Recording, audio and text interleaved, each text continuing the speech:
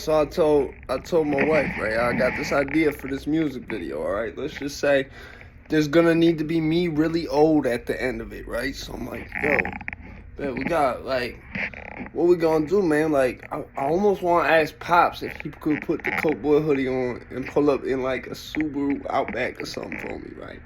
Like, some beater-ass shit from, like, 2006. And she's like, you know your dad's not gonna do that unless he on his deathbed. I'm like, yeah, you got a point. My whole thing was at the end of the video, right? It's gonna play. You know, he come around me acting gangster. He's gonna hit that 762 guy, but just the hood when he pull up at the gas station. That's all I'm gonna say, right?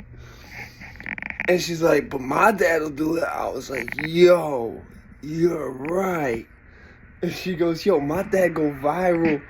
Like, he's a viral candidate. And I'm like, yo, you're damn right. He's a viral candidate. So it made me think. I said, yo, there's a lot of, there's like people who I would never even have a YouTube like to log into, right? And they are the type of motherfuckers who will go viral for some like crazy shit without even trying to.